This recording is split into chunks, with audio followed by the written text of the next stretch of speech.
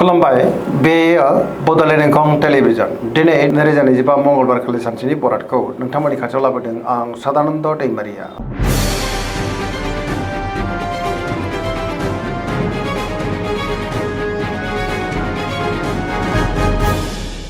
सिगां फरायनो लादों मेष राशि गिबि हांखो अ ल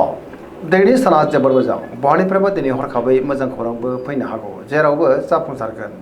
सुथुरखौ दिनै गोरलैयैनो फेजेननोबो हागोन बहाबा हान्थिनो एबा दावबायनो खाबु मोननो हागौ आरो मोजाङैनो हान्थिनोबो हागोन गोसोनि साननायफोरा दिनै मोगथाङाव जाफुंनोबो हागौ मावनो लानाय खामानिफोरा दिनै गोरलैयैनो मावफुंजानोबो हागौ देहाया मोजाङैनो थागोन रांखावरियाव मोजां होनजायो बेफार फालांगियावबो दिनै जोबोर मोजां मुलाम्फा मोननो हागोन आरो आयाबो बांनो हागौ गुबुननि गोसोखौ दिनै गोरलैयैनो बोनोबो हागोन सोरजोंबा बाख्नायजानो हागौ न'खराव दिनै बिसि फिसायनि गेजेराव अननानै फैगोन गोसोनि बोलोआ दिनै बांनोबो हागौ समाजाव बयजोंबो मान होजागोन सेंग्रा सिख्लाफ्रा गावबा गावनि गोसोनि साननायफोरखौ फोरमायलायनो हागोन फरायसाफ्रा दिनै फरायनायाव गोसो दुंखांगोन आरो मोजां फिथाइ मोननो हागोन धोरोमारि बिथिङावबो गोसो दुंखांनो हागौ पजिटिभ एनार्जिनि गोहोम गोग्लैगोन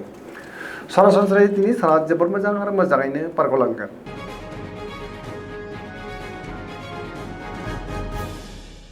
वृष राशि गिबि हांखो इ उ ब दिनैनि साना मोजां आरो गाज्रिनि गेजेरजोंनो बाबेलांनो हागौ गोसोआव गोनो गोथो साननायबो फैनो हागौ गावनि गोसोनि साननायखौ दिनै गुबुननो फोरमायनो गोब्राब जागोन माबा मोनसे जेंनाजों मोगा मोगि जानांनोबो हागौ गोसोनि साननायफ्रा देबर नांगोन मावनो लानाय खामानिखौ मावफुंनो हायोब्लाबो माबा मोनसे गोरोन्थिबो मावफ्लांनो हागौ समाजाव मानहानि जानांनोबो हागौ रांखावरियाव बारा मोजां नङा नाङा फाङा खरसाया दिनै बांनोबो हागौ बेफार फालांगियावबो बारा मोजां नङा होनजायो देहाया दिनै मोजाङैनो थागोन अब्लाबो नाथाय जानाय लोंनायाव सांग्रां जानांगोन सोरजोंबा रायखुमाजानोबो हागौ लोगोफोरनिफ्राय हेफाजाब लानांनो हागौ गोसोनि साननायफ्रा दिनै देबर नांगोन आरो नेगेटिभ एनार्जिनि गोहोम गोग्लैनोबो हागौ बहाबा हान्थियोब्ला दिनै लामा सामायाव सांग्रां जानांगोन।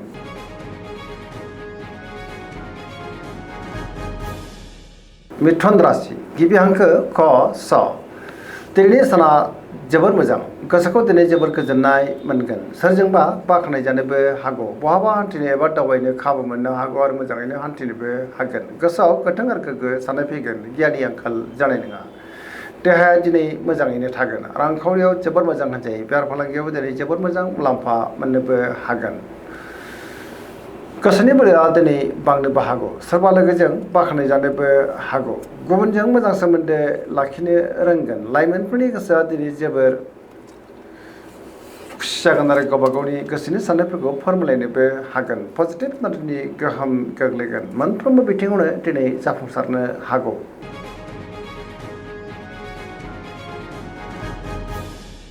कर्कट राशि गिबि हांखो ड ह दिनैनि साना जोबोर मोजां गोसोनि साननायफ्रा मोगथाङाव जाफुंनोबो हागौ सोरजोंबा बाख्नायजानोबो हागौ गोसोखौ दिनै जोबोर गोजोननाय मोनगोन गोसोनि बोलोआ दिनै बांनोबो हागौ मावनो लानाय खामानिखौ थि समावनो आरो गोरलैयैनो मावफुंनो हानानै गोसोआव दिनै जोबोर गोजोननाय फैगोन रांखावरियाव मोजां होनजायो बेफार फालांगियावबो दिनै जोबोर मोजां मुलाम्फा मोननो हागोन पजिटिभ एनार्जिनि गोहोम गोग्लैगोन न'खराव बिसि फिसानि गेजेराव अननानै फैगोन देहाया दिनै मोजाङैनो थागोन बिमा बिफानिफ्राय अननाय आदरखौ मोननो हागौ समाजाव मान मोनगोन फरायसाफ्रा दिनै फरायनायाव गोसो दुंखांगोन आरो मोजां फिथाइ मोननोबो हागोन मोनफ्रोमबो बिथिङावनो दिनै जाफुंसारनोबो हागौ।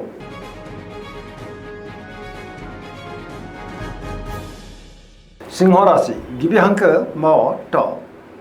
दिनैनि साना मोजां आरो गाज्रिनि गेजेरजोंनो बाबेलांनो हागौ गोसोखौ दिनै जोबोर उसुखुथु मोननोबो हागौ सिगांनि बबेबा जेंनाया गोसोआव दिनै गोजोननाय लाबोआ जानोबो हागौ गोसोआव दिनै नेगेटिभ साननायबो फैगोन गोनो गोथो साननाय फैगोन मावनो लानाय खामानिखौ थि समावनो आरो गोरलैयैनो मावफुंनो गोब्राब जानोबो हागौ लोगोफोरनिफ्राय हेफाजाब लानांनोबो हागौ बहाबा हान्थिनो एबा दावबायनो खाबु मोनोब्लाबो लामा सामायाव दिनै सांग्रां जानांगोन मोननो गोनांखौ दिनै मोननो गोब्राब जानोबो हागौ रांखावरियाव मोजां नङा बेफार फालांगियावबो दिनै बारा मोजां नङा होनजायो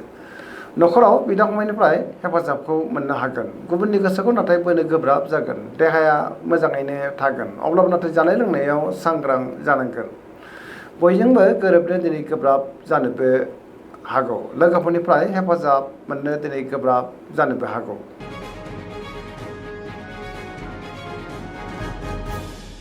कन्या राशि गिबि हांखो प ट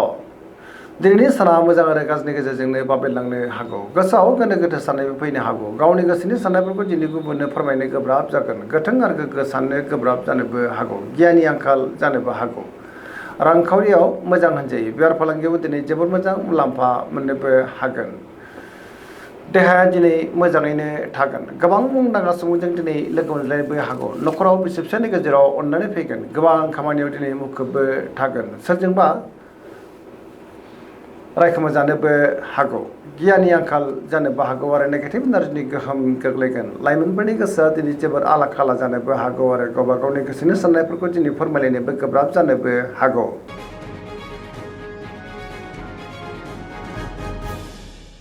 तुला राशि गिबि हांखो र ट दिनैनि साना बारा मोजां नङा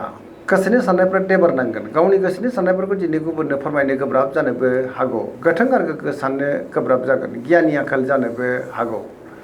मावलांनाय खामानिखौ दिनै मावफुंनायाव माबा मोनसे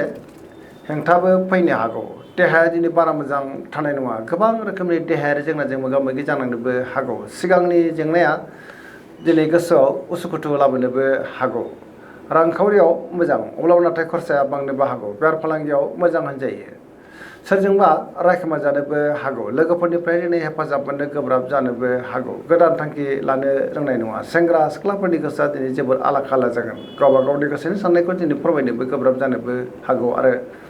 नेगेटिभ एनार्जिनि गोहोमबो गोग्लैनो हागौ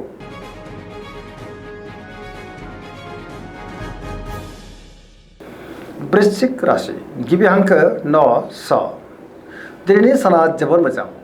गोसोनि साननायफोरा दिनै मोगथाङाव जाफुंनोबो हागौ पजिटिभ एनार्जिनि गोहोम गोग्लैगोन गोबां मोजां खाबु दिनै मोननो हागौ सिगांनि बबेबा आद्रा खामानिखौ दिनै गोरलैयैनो मावफुंजोबनो हागोन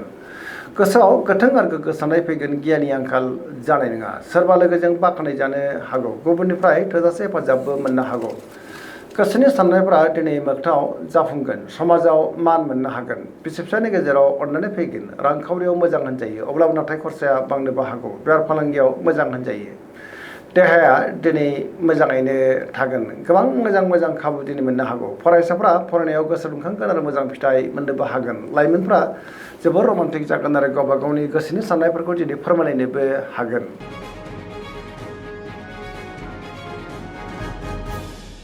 धनु राशि गिबि हांखो ढ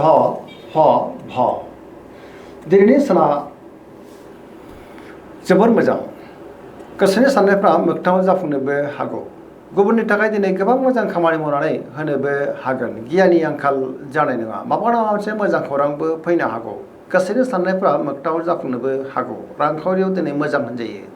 बेफार फालांगियाव जोबोर मोजां मुलाम्फा मोननो हागोन आरो मोननो गोनांखौबो मोननो हागौ समाजाव मान मोननो हागोन बहाबा हान्थिब्ला दिनै जोबोर मोजां आरो मोजाङैनो हान्थिनोबो हागोन देहाया दिनै मोजाङैनो थागोन गोबां रोखोमनि जेंनाखौ दिनै गोरलैयैनो सुस्रांनोबो हागोन बिदा-फंबायनिफ्राय हेफाजाब मोननानै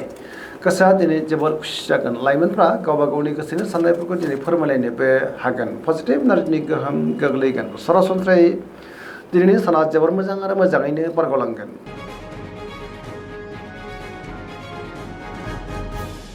मकर राशि गिबि हांखो ख ज दिनैनि साना जोबोर मोजां गोसोनि साननायफोरा दिनै मोगथाङाव जाफुंनोबो हागौ मावलांनाय खामानिखौ थि समावनो आरो गोरलैयैनो मावफुंनोबो हागोन गियाननि आंखाल जानाय नङा गोबां मोजां खाबुबो दिनै मोननो हागौ मोननो गोनांखौबो दिनै मोननो हागौ बेफार फालांगियाव जोबोर मोजां मुलाम्फा मोननो हागोन गुबुनजों दिनै मोजां सोमोन्दो लाखिनोबो रोंगोन मोनफ्रोमबो खामानिखौनो दिनै गोरलैयैनो मावफुंलांनो हागोन गोदान खामानियावबो आखाइ होजेननो हागोन बिदा-फंबायनिफ्राय हेफाजाब मोननो हागौ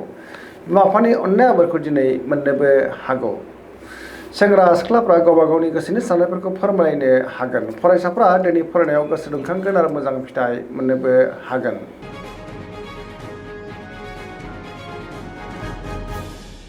कुम्भ राशि गिबि हांखो ग स दिनैनि साना मोजां आरो गाज्रिनि गेजेरजोंनो बाबेनलांनो हागौ गावनि गोसोनि साननायफोरखौ दिनै गुबुननो फोरमायनो गोब्राब जागोन गोसोआव गोनो गोथो साननायबो फैनो हागौ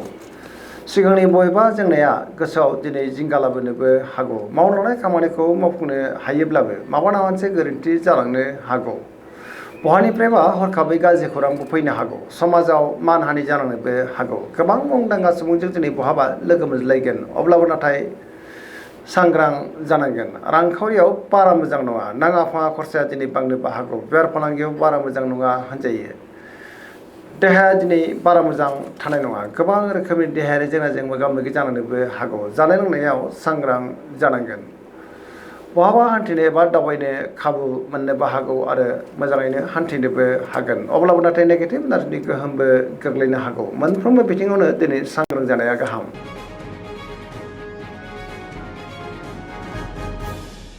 मीन राशि गिबि हांखो ड स।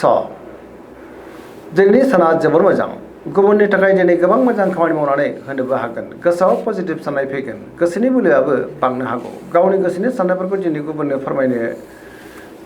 हागोन। देहाया दिनै मोजाङैनो थागोन। रांखावरियाव जोबोर मोजां होनजायो। बेफार फालांगियावबो जोबोर मोजां। न'खराव बिसि फिसायनि गेजेराव अननानै फैगोन। सोरजोंबा बाख्नाय जानानै गोसोआव दिनै गोजोननाय फैगोन। लाइमोनफोरनि गोसोआ जोबोर रमान्टिक जागोन आरो गावबा गावनि गोसोनि साननायफोरखौ फोरमायलायनोबो हागोन। फरायसाफ्रा दिनै फरायनायाव गोसो दुंखांगोन आरो मोजां फिथाइ मोननोबो हागोन। पजिटिभ एनार्जिनि गोहोम गोग्लैगोन। दिनैनि राशि फरायनाय एसेनोसै। जोबनायाव बेखौनो खावलायो जाहाथे नोंथांमोना सानफ्रामबो जोंनि बे बड'लेण्ड इंखं टेलिभिजनखौ नायबाय थायो आरो साबस्क्राइब खालामो, लोगोसे लाइक खालामो आरो शेयार खालामो। एसेनोसै, गोजोन्थों।